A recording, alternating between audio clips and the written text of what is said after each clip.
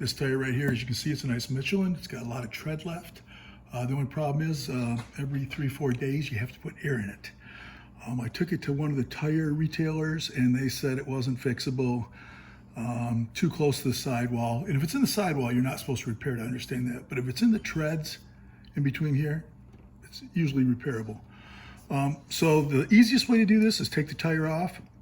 And if your kids have a swimming pool or anything like that, one of those little blue ones that you can put in there, you put it in the water and you will see the air bubbles coming out. But if you don't have that, you can just jack it up and get a little squirt bottle that you can spray it with and just put water and soap in there and look for any bubbles. You can come around here and see if the seal on the rim is bad. And if not, you might have a nail or something in your tire. As you can see, you're squirting it. I have water and soap and you're squirting it and you're not seeing anything. And this one's a little harder one to find, but if you go right to this spot right here, you can see that small little leak where that air is coming out. And that's why every 3 to 4 days, the tire's low. So as you can see right there, it's just sitting there bubbling like that. So of course, after 2-3 days, it's gonna be down to like 20 pounds instead of 35. This is the tire kit we purchased. It's good for emergencies, like on the road or something like that, but we've also done this, and actually once I fixed it this way, I've never had never have a problem again. So it's kind of a permanent fix if you don't feel like purchasing a new tire.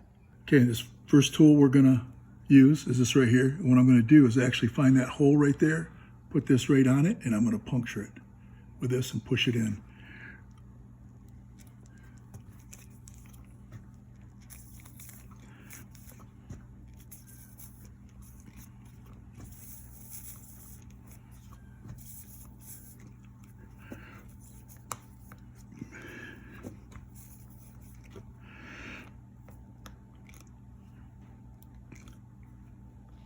You're going to push it right on through.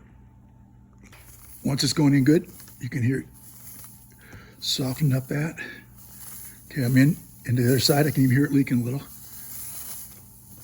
Okay, you can see how far it went. I start pulling it back. And now I'm not going to pull this one out until I get the other one ready. What you're going to do is peel this off. It's pretty tacky.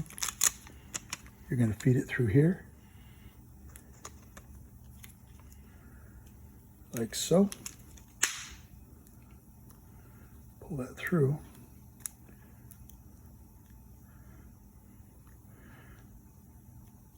Then you take this top off and you puncture it, a screwdriver or something. And you glue the heck out of this just so it sticks good. When you push this in there, it's going to fold it over. We're going to pull this one out by twisting it back and forth, and you're going to put your finger over it, of course, and insert the other one.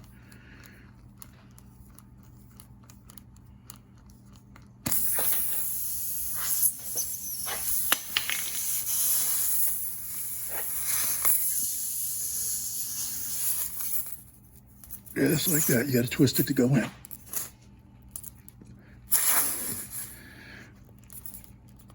Just keep pushing it. Once you get it to this point right here, you're just going to want to grab it and then give it you got some hanging out right there. You're just going to want to get a quick pull and pull it out like that. Once you get to that point right there, now you could easily leave that and it would wear itself down after a while. Or you can just cut it off more flush with a razor blade, or anything that you have is sharp, and it should take care of it. You're going to want to double check to make sure it's not leaking, of course. I used a razor blade like this to just kind of cut it flush, and that is going to wear away as you drive it and stuff like that. The last thing you're going to want to do on something like this is check it, just make sure nothing's leaking. Last thing we're going to do is squirt it to make sure we don't have a leak, which I see no bubbles whatsoever. So this video is just showing you how to do a emergency repair on the road, or something you can fix at home to hopefully get a lot more miles out of that tire.